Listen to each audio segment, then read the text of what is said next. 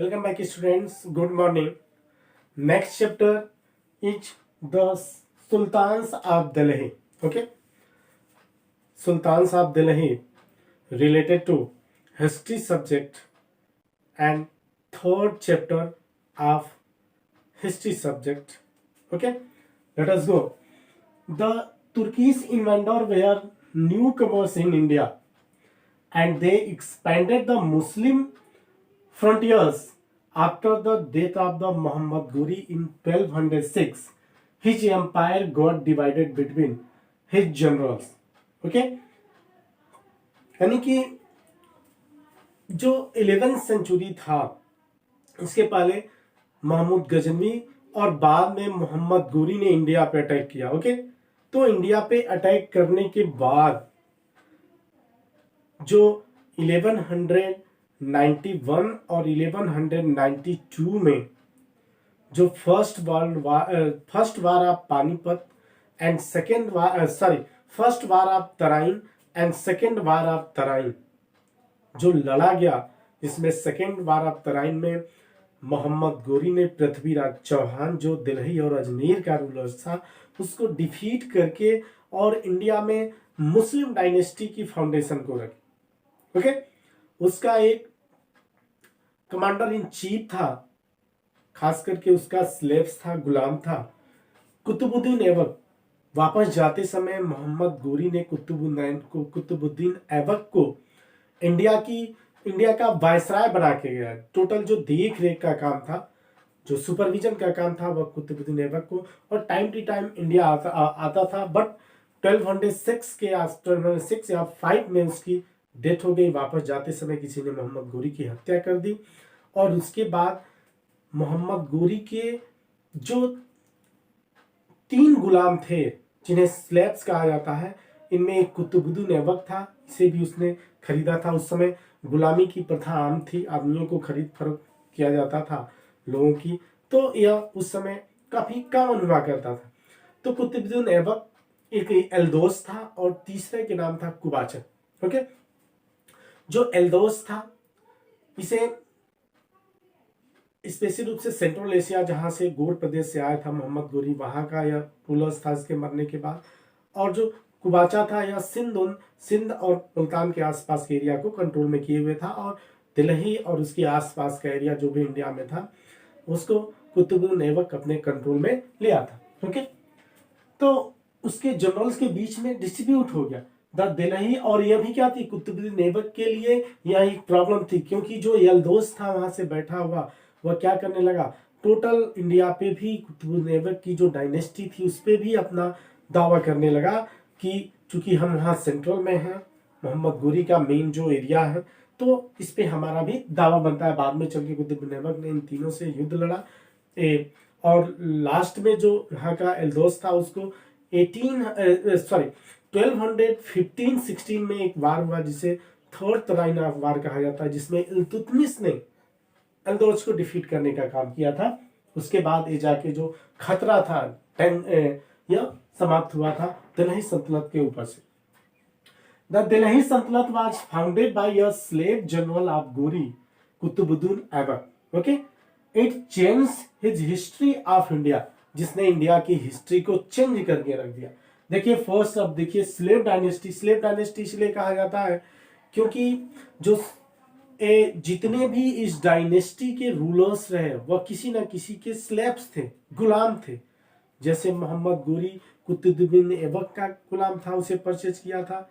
बाद में चल के मोहम्मद गोरी ने अपनी एक लड़की की शादी भी उससे की थी। फिर कुतुबुद्दीन ऐबक ने इल्तुतमिश को परचेज करने का काम किया था, और कुतुबुद्दीन ऐबक ने अपनी एक लड़की की शादी इल्तुतमिश से की थी। ओके, तो ये जो साल डायनेस्टी था 1200 से लेकर 1290 तक, बलबन के लास्ट टाइम तक, बलबन भी क्या था, गुलाम था, उसे भी परचेज किया गया था इल्तुतमिश के द्वारा।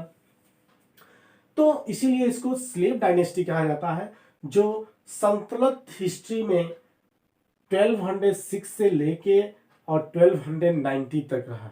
ओके, तो इसमें स्लेव डायनेस्टी के जो रूलर्स थे उनका सीरियल वाइज दिया जा रहा है, जो मेन रूलर्स थे। ओके, देखिए first Qutubuddin Aibak 1206 to 1210. Qutbuddin Aibak was the first independent Muslim rulers and is known as the founder of the Turki Empire in India. इसे इंडिया में तुर्की एम्पायर का फाउंडर माना जाता है. ओके, और यह फर्स्ट इंडिपेंडेंट रूलर्स रहा. और यह इसने ही became the sultan of Delhi in 1206 after the death of the Mohammad Ghori. 1206 में मोहम्मद गोरी की डेथ के बाद इसने अपने को दिल्ली का सुल्तान डिक्लेयर किया. या इसने जो कुतुबुद्दीन ऐबक था, इसने कुतुब मीनार को बनवाना स्टार्ट किया दिल्ली में. बाद में चल के जिसे इल्तुतमिश ने कंप्लीट कराया. फिर उसने दिल्ली में कुब्बतुल इस्लाम मस्जिद बनाया. फिर 2.5 दिन का झोपड़ा बनवाने का काम किया. ओके, तो यह कुतुबुद्दीन ऐबक से रिलेटेड था. नेक्स्ट आपका है इल्तुतमिश. इल्तुतमिश 1211 टू 1236. यह जो इल्तुतमिश था, यह इंडिया में जो सल्तनत डायनेस्टी थी या जो स्लेव डायनेस्टी थी, इसका एक्चुअल एस्टेब्लिशर फाउंडर माना जाता है या एस्टेब्लिशर माना जाता है, वास्तविक संस्थान. क्योंकि इसने जो भी पॉलिटिकल, इकोनॉमिकल और एडमिनिस्ट्रेटिव कंडीशंस थी, इसको परमानेंट करने का काम किया. Okay, Iltutmish was a slave of Qutbuddin Aibak introduce the iqta system. इसने Qutbuddin, okay, the sultans married his daughter to him. Sultan, अभी मैंने बताया कि कुतुबुद्दीन ऐबक ने अपनी एक लड़की की जो मैरिज थी, शादी थी, वह इल्तुतमिश से की थी. And he introduce the iqta system. कुल इल्तुतमिश ने क्या किया, फर्स्ट टाइम दिल्ली सल्तनत में इक्ता सिस्टम को लाने का काम किया. और इवरी यानी कि टोटल अपने सल्तनत को प्रोविंसेस में डिस्ट्रीब्यूट किया, जिसे इक्ता कहा जाता है. ओके, और इक्ता में एक इक्तेदार की अपॉइंटिंग होती थी जो revenue taxes, land revenue taxes और अदर टैक्सेस को कलेक्ट करने का काम करता था. और साथ ही साथ इसको एडमिनिस्ट्रेटिव पावर के साथ साथ कुछ जुडिशरी पावर भी दिए गए थे. वैसे तो जुडिशरी के लिए काजी ओजी, मुफ्ती वक्ती वगैरह हुआ करते थे, और सुल्तान खुद सुप्रीम चीफ जस्टिस हुआ करता था. He introduce the silver coins called the tanka. उसने सिल्वर क्वाइंस को अप्लाई करने का काम किया, जिसे टंका कहा जाता है. And copper coins called the जीतल. और कॉपर क्वाइन को अप्लाई करने का काम किया, जिसे जीतल कहा जाता है. तो ये टंका और जीतल जो थे, यह कंप्लीटली सल्तनत डायनेस्टी, यानी जब तक सल्तनत डायनेस्टी रही तब तक ये अप्लाई होते रहे. कुछ टाइम तक मुगल डायनेस्टी में भी टंका चलता रहा.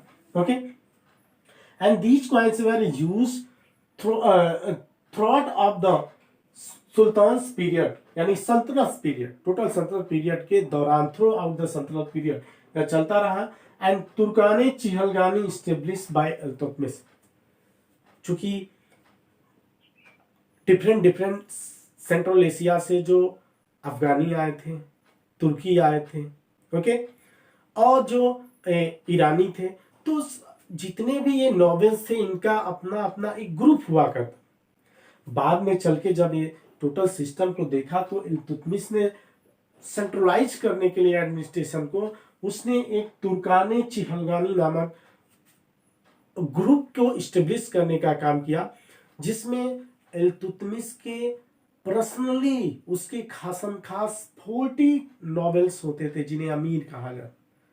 और टोटल इनसे यह राय मशवरा करता था, जिन्हें तुर्काने चिह. बलबन भी इसका मेंबर रह चुका था बाद में चल के. तो बलबन इसकी कमियों को और इसकी फीचर्स को जानता था. बाद में चल के बलबन ने ही तुर्काने चिहलगानी को अबॉलिश करने का काम किया, क्योंकि वह इसका मेंबर रहा था. तुर्काने चिहलगानी के जितने भी मेंबर्स थे, सबको इसने फरमाने का काम किया. ओके, तो Turkane Chihalgani establish by the Iltutmish. Iltutmish के द्वारा तुर्काने चिहलगानी को इस्टेब्लिश करने का काम किया गया. थर्ड देखिए, और इल्तुतमिश ही ऐसा फर्स्ट रूलर था, इसके समय में मंगोलों का फर्स्ट अटैक हुआ 1221 में. ओके, इस समय चंगेज खां ख्वारिज्मी डायनेस्टी के रूलर्स का पीछा करते हुए इंडिया तक आ गया, स्पेशली सिंधु रिवर्स के पास तक.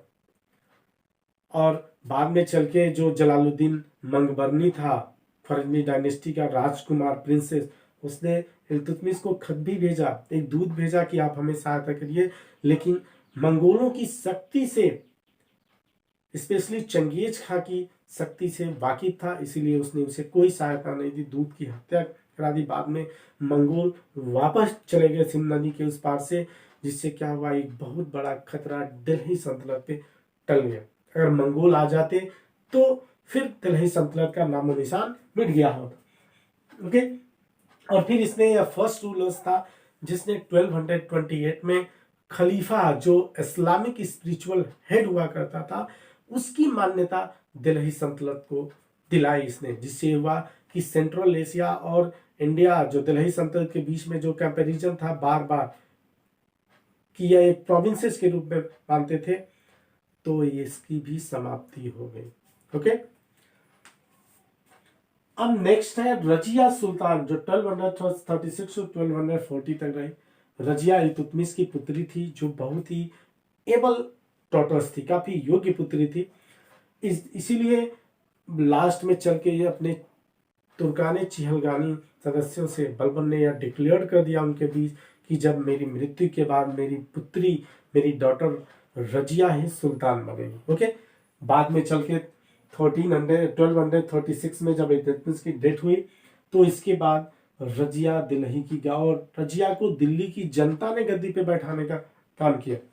तो चूंकि यह महिला थी, जिससे जितने भी अमीर थे, चाहे वह ईरानी हो, अफगानी हो, तुर्की अमीर हो, इनको यह रास नहीं आया, और सिर्फ 4 इयर्स तक 1236 लेकर 1240 तक रजिया को अबालिश करने का काम किया, जिसमें एक अल्तुनिया था इसके अगेंस्ट, जो सिंध का गवर्नर था। इसने रिवोल्ट कर दिया, सारे गवर्नर्स आ गए इसके फेवर में। बाद में अल्तुनिया को रजिया ने अपने फेवर में कर लिया, उससे शादी करके।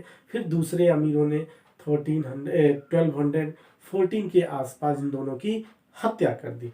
उसके बाद जो फोर्थ है, बहराम शाह को शासक बनाया गया, या इल्तुतमिश के ही परिवार से रिलेटेड था, जो 1240 से लेकर 1242 तक रहा। इसके शासनकाल में इसने एक पद सृजन किया जिसे नायब कहा जाता है। ओके, और चूंकि बलबन का इंपॉर्टेंट रोल रहा, तो बलबन को फर्स्ट नायब बनाया गया, जो प्राइम मिनिस्टर के पावरफुल, यानी कि यह एक कठपुतली रहा बहराम शाह, और टोटल पावर बलबन के हाथ में रही, क्योंकि बलबन नायब के पद पर बैठा। इसके बाद मसूद शाह रहा, जो 1242 से लेकर 1246 तक रहा। बलबन का इसमें भी चला, इसने कोई खास काम नहीं किया। फिर नासिरुद्दीन महमूद था, जो 1246 से लेकर 1266 तक रहा। बलबन ने नाइब के पद पे रहते हुए, लेकिन एक्चुअल पावर बलबन के हाथ में थी। यह सिर्फ कहा जाता है कि यह नाम मात्र का शासक था, नॉमिनल हेड हुआ करता था, और सिर्फ यह अपने में ही बिजी रहा करता था। ऐसा कहा जाता है नासिरुद्दीन महमूद के बारे में कि इसकी पत्नी खाना खुद बनाती थी, जो बलबन की लड़की थी। बलबन ने अपनी लड़की की शादी नासिरुद्दीन महमूद से की थी, और ये अपना जीवन जीते थे। टोटल व्यवस्था बलबन देखने का काम करता था। बीच में एक टाइम ऐसा भी आया 1253 के आसपास, बलबन को 1 साल के लिए नासिरुद्दीन महमूद ने नायब के पद से हटा दिया था, क्योंकि इसमें काफी कॉन्फिडेंसी थी। बाद में चल के इसे 1 साल बाद फिर से स्टेब्लिश कर दिया गया। तो बलबन या 1266 में इसकी डेथ हो जाती है।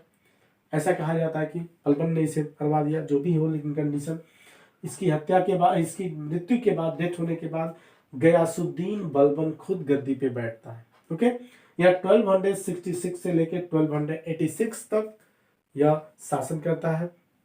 ओके, तो गयासुद्दीन बलबन एक साल डायनेस्टी का सबसे, इल्तुतमिश के बाद मोस्ट पावरफुल रूलर रहा।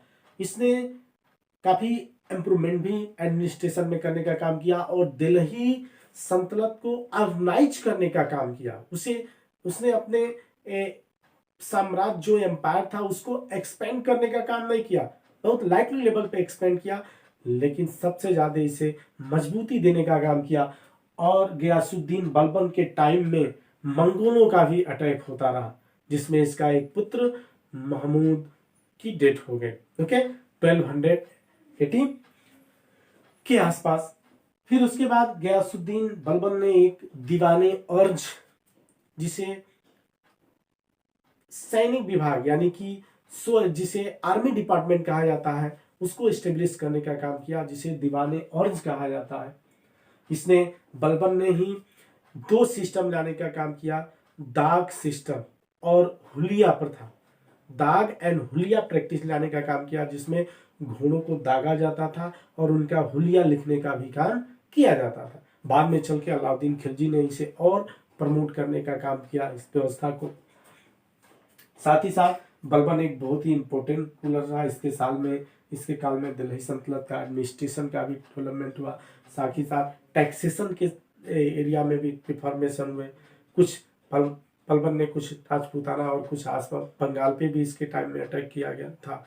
इसका लड़का जो पुगरा खां था। तो कंडीशन रही, हम लोगों को चूंकि लाइटली लेवल पे पढ़ना है क्लास 7 में आपके, तो इतना आपके लिए कंप्लीट है। ओके, तो फिर उसके बाद बलबन की डेथ के बाद 1286 में इसके जो सक्सेसर्स रहे, या सिर्फ 4 इयर्स तक शासन किए, यानी कि 1290 तक। 1219 में जलालुद्दीन खिलजी नामक एक इसका जो कमांडर इन चीफ था, इसने इसके लास्ट जो रूलर्स था क्यूमर्स, उसकी हत्या करके और अल खिलजी डायनेस्टी की फाउंडेशन दिल्ली सल्तनत में रखी।